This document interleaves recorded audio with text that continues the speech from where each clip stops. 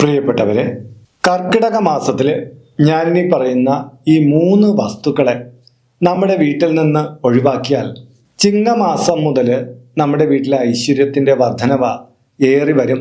ആ ഒരു വർഷക്കാലയളവ് ഏറ്റവും മികച്ചതായിട്ടുള്ളൊരു ജീവിതാനുഭവം കൈവരിക്കും എന്നൊക്കെ പറഞ്ഞു കഴിഞ്ഞാൽ എല്ലാവർക്കും അതങ്ങോട്ട് ബോധ്യപ്പെടുകയില്ല എന്ന് തോന്നുന്നു.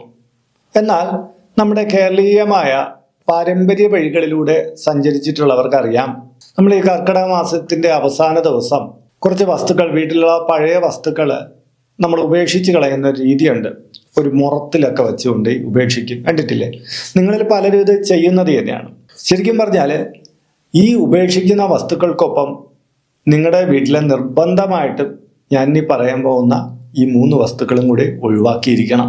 ചിലപ്പം അത് മറന്നു പോകും. നമ്മൾ അത് അങ്ങനെ കിടക്കുന്നത് കാരണം കഴിഞ്ഞ വർഷത്തിന്റെ അശടുകൾ അതിൽ പിടിച്ച് ആ ദോഷങ്ങൾ അവിടെ തന്നെ നിലനിൽക്കും. കർക്കിടകത്തിനെ ശരിക്കും പറഞ്ഞാൽ ശുദ്ധിയുടെ മാസം എന്നാണ് പറയുന്നത്. ക്ലെൻസ് ചെയ്ത് കളയുക, നമ്മുടെ പരിസരവും നമ്മളെ തന്നെ ശുദ്ധീകരിക്കുന്ന ഒരു മാസമാണ്. അപ്പൊ ഈ കർക്കിടക മാസത്തിൽ ഇന്ന ദിവസം എന്ന് പറയുന്നില്ല. കർക്കിടക മാസം തീരുന്നതിന് മുമ്പെങ്കിലും നിങ്ങളുടെ വീട്ടിൽ നിന്ന് നിർബന്ധമായിട്ടും ഈ 3 വസ്തുക്കൾ മാറ്റണം. മൊത്തം 5 വസ്തുക്കളെ ഞാൻ പറയുന്നുണ്ട്. ആദ്യത്തെ 3 വസ്തുക്കൾ ഇനി എങ്ങനെയൊക്കെ ആയാലും നിങ്ങൾ മാറ്റിയിരിക്കണം. അല്ലെങ്കിൽ എന്ത് പറ്റും? ചിങ്ങം മുതൽ വീണ്ടും നമ്മുടെ കഴിഞ്ഞ ഒരു ജീവിതാനുഭവത്തിൽ നിന്ന് വലിയ മാറ്റമൊന്നുമില്ല. ആ ദാരിദ്ര്യം ഉണ്ടെങ്കിൽ ദാരിദ്ര്യം, ബാധ്യത ഉണ്ടെങ്കിൽ ബാധ്യത, കട ഉണ്ടെങ്കിൽ കട, അങ്ങനെയുള്ള രീതിയിലേക്കായിരിക്കും അത് മുന്നോട്ട് പോകുന്നത്. ശരിക്കും ചിങ്ങം മുതൽ സമയമാറ്റം ഉണ്ട് എന്ന് ആശ്വസിച്ചിരിക്കുന്നവർ പോലും അവരുടെ വീടുകളിൽ നിന്നുള്ള ഈ നെഗറ്റീവ് എനർജി നിറഞ്ഞ സാധനങ്ങൾ മാറ്റിയില്ലെങ്കിൽ ഒരുപാട് പ്രയാസങ്ങൾ വന്നു കൂടുന്നതായിട്ട് കാണാം. ഇത് നമ്മുടെ ഒരു പാരമ്പര്യമായിട്ടുള്ള വിശ്വാസമാണ്. ആ പാരമ്പര്യത്തിന്റെ അറിവിന് അത്രത്തോളം വാല്യൂ നമ്മൾ കൊടുത്തേ പറ്റുള്ളൂ. അപ്പൊ നമുക്ക് ആ വസ്തുക്കൾ ഏതൊക്കെയാണെന്ന് മനസ്സിലാക്കാം. നമസ്കാരം, ഞാൻ RJ അയ്യർ, ഹരിചന്ദന മഠം. ഹൈന്ദവ ആചാര സംബന്ധമായ, ജ്യോതിഷ, മോട്ടിവേഷൻ സംബന്ധമായ ഒട്ടേറെ കാര്യങ്ങൾ പറഞ്ഞു തരുന്ന ഒരു വാട്സപ്പ് ചാനൽ നമുക്കുണ്ട്. ഇതിന്റെ കീഴെ ഡിസ്ക്രിപ്ഷൻ ബോക്സിലും കമന്റ് ബോക്സിലും അതിന്റെ ലിങ്ക് കൊടുത്തിട്ടുണ്ട്. അതിലൂടെ ചാനൽ പ്രവേശിച്ചാൽ നിങ്ങളുടെ പിറന്നാളിന്, നിങ്ങളുടെ കുടുംബ അംഗങ്ങളുടെ പിറന്നാളിന് സൗജന്യമായിട്ട് പുഷ്പാഞ്ജലി അർച്ചനകൾ നടത്തി കിട്ടുന്നതാണ്. അപ്പോൾ കർക്കിടക മാസത്തില് നമ്മൾ നിർബന്ധമായും മാറ്റേണ്ടുന്ന കാര്യങ്ങളിൽ ആദ്യത്തേത് കരിഞ്ഞ തുണി എന്നുള്ളതാണ്. അതായത് അഗ്നി പിടിച്ച് കരിഞ്ഞു പോയ തുണി. ഇത് പലരും ഈ കർക്കിടക മാസത്തിലെ കറുത്ത വാവ് കഴിയുന്നതിന് മുമ്പ് തന്നെ മാറ്റാറുണ്ട്. ഇനി അങ്ങനെ മാറ്റാൻ കഴിഞ്ഞില്ലെങ്കിൽ കർക്കിടകം തീരുന്നതിന് മുമ്പെങ്കിലും ഇത് മാറ്റണമെന്നുള്ളതാണ്. കാര്യം എന്ന് പറഞ്ഞാൽ ഈ കരിഞ്ഞ തുണി ശരിക്കും പറഞ്ഞാൽ ആത്മാക്കളെ ആകർഷിച്ച് നിർത്തുന്ന ഒന്നായിട്ടാണ് പറയുന്നത്. അതായത് നമ്മുടെ ഗൃഹത്തില് ഈ കർക്കിടക വാവിനോടനുബന്ധിച്ച് പിതൃക്കളുടെ വരവുണ്ടാകും. ഈ പിതൃക്കളുടെ വരവുണ്ടാകുമ്പോൾ പിതൃക്കൾക്കൊപ്പം മോക്ഷമില്ലാതെ നിൽക്കുന്ന ചില ആത്മാക്കളും വന്നേക്കും. പിതൃക്കൾ മോക്ഷം ഉണ്ടായവരാണ്, അവർ ഭൂമിയിൽ വരുന്നു, മടങ്ങിപ്പോകുന്നു. പക്ഷേ ഇതിനോടൊപ്പം മോക്ഷമില്ലാത്ത ചില ആത്മാക്കൾ ഈ പ്രകൃതിയിൽ നിന്ന് തന്നെ മോക്ഷ പദത്തിലെത്താതെ ചുറ്റിക്കറങ്ങിയിട്ട് ഈ ദിവസങ്ങളിൽ നമ്മൾ വച്ച് വിളമ്പിയൊക്കെ കൊടുക്കുമല്ലോ, നമ്മൾ ബലിയൊക്കെ ഇടുമല്ലോ. അപ്പൊ അതിൻ്റെ പിണ്ഡം പൂജിക്കാൻ വേണ്ടിയിട്ട് അവർക്ക് അപ്പോഴാണ് കിട്ടുക. അവർ വരും. പക്ഷെ കരിഞ്ഞ തുണി നമ്മുടെ വീട്ടിലുണ്ടെങ്കിൽ അവർക്ക് ആ എനർജിക്ക് വസിക്കാനുള്ള ഒരു ഇടം അവിടെ കിട്ടുകയാണെന്നാണ് വിശ്വാസം.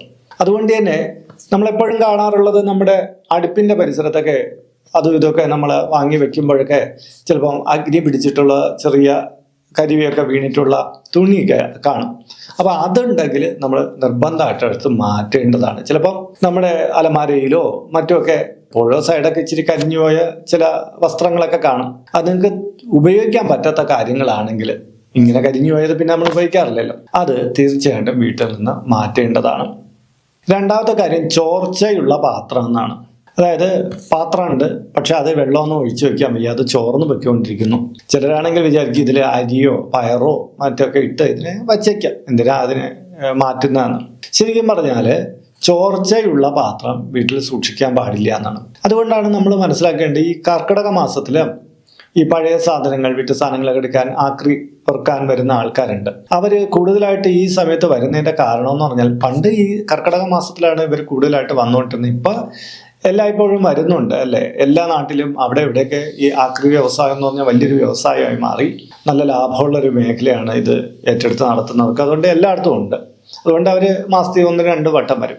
എങ്കിലും കർക്കിടക മാസത്തിൽ ഇവർ കൂടുതലായിട്ട് വരും. കാര്യം മനുഷ്യരുടെ ആചാരത്തിൽ ഇത് കലർന്നിട്ടുണ്ട്. ഈ പഴയ പാത്രങ്ങൾ, ചോർച്ചയുള്ള പാത്രങ്ങളൊക്കെ കൊടുത്ത് പുതിയത് മേടിക്കുക, അല്ലെങ്കിൽ പണം മേടിക്കുക എന്നൊക്കെ ഉള്ളത്. നമ്മുടെ വീട്ടിൽ ഇങ്ങനെ ചോർച്ചയുള്ള പാത്രം നമ്മളൊന്നും ചെയ്യുന്നില്ല, അവിടെ എവിടെയെങ്കിലും എടുത്ത് കമിഴ്ത്തി വെച്ചിരിക്കുന്നു, അങ്ങനെയുള്ളൊരു അവസ്ഥയുണ്ടെങ്കിൽ തീർച്ചയായിട്ടും ഈ കർക്കിടകത്തിലെങ്കിലും അത് ഒഴിവാക്കണം. കാര്യം സാമ്പത്തിക ചോർച്ചയുടെ ഒരു മുഖ്യ ലക്ഷണമാണ് ഈ ചോർച്ചയുള്ള പാത്രങ്ങൾ എന്ന് പറയുന്നത്. ഇനി ഒരു പക്ഷേ നിങ്ങൾക്ക് അതിൽ എന്തെങ്കിലുമൊക്കെ ഇട്ട് വയ്ക്കണം, കുറച്ച് പയറിട്ട് വയ്ക്കണം, കടല ഇട്ട് വയ്ക്കണം എന്ന് നേരത്തെ പറഞ്ഞ പോലെ ഉണ്ടെങ്കിൽ ആ ചോർച്ച എന്തെങ്കിലും വസ്തുക്കൾ ഉപയോഗിച്ച് അടച്ചിട്ട് വെക്കണം.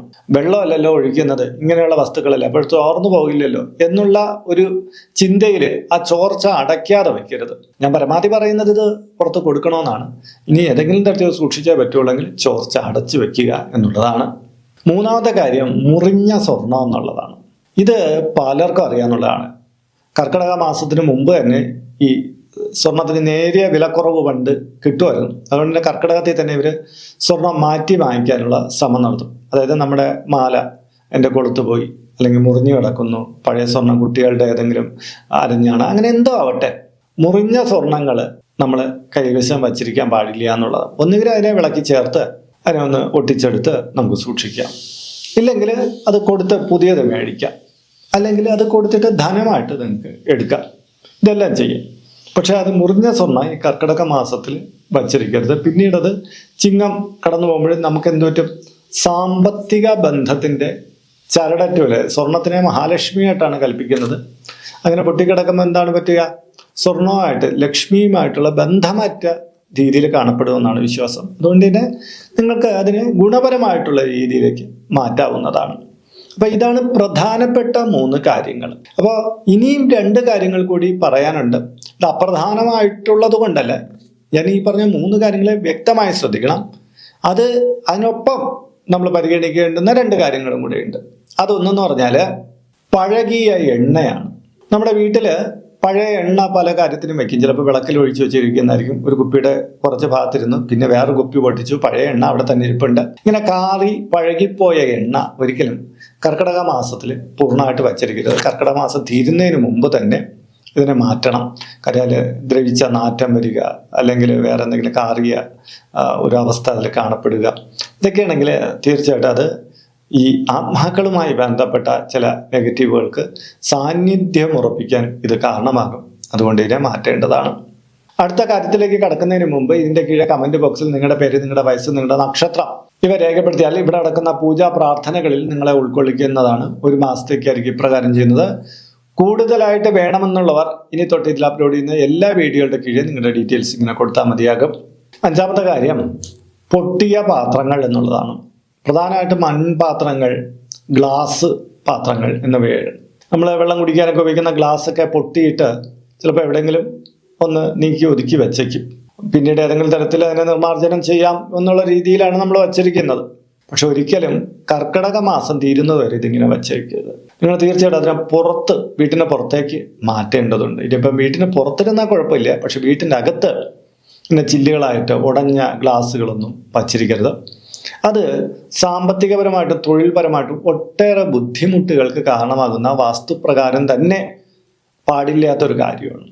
അപ്പോൾ ഇതും കൂടെ നിങ്ങൾ ഈ കൂട്ടത്തിൽ ശ്രദ്ധിക്കും. അപ്പോൾ പ്രിയപ്പെട്ടവരെ, കർക്കിടക മാസത്തിൽ നമ്മൾ നിർബന്ധമായിട്ടും പുറത്ത് കളഞ്ഞിരിക്കേണ്ട 5 കാര്യങ്ങളെയാണ് ഇവിടെ പറഞ്ഞത്.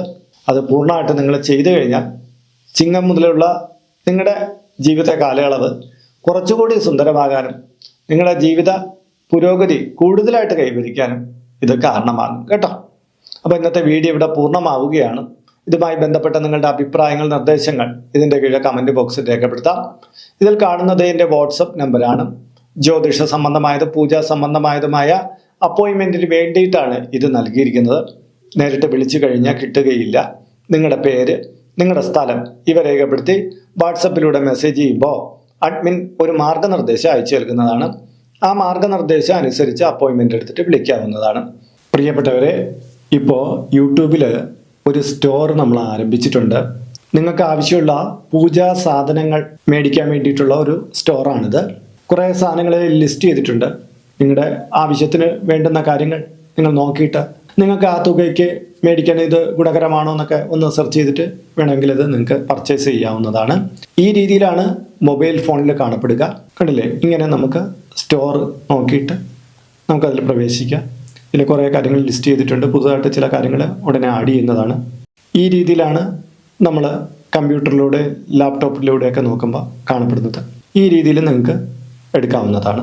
മൊബൈൽ ഫോൺ വഴിക്കും കമ്പ്യൂട്ടർ വഴിക്കും നിങ്ങൾക്കത് ചെയ്യാവുന്നതാണ്. അപ്പോൾ മറ്റൊരു വീഡിയോയിൽ മറ്റൊരു വിശേഷമായിട്ട് വീണ്ടും കണ്ടുമുട്ടും വരെ എല്ലാവർക്കും നമസ്കാരം. നിങ്ങളുടെ സ്വന്തം RJ അയ്യർ, ഹരിചന്ദ്ര മഠം. നമസ്തേ.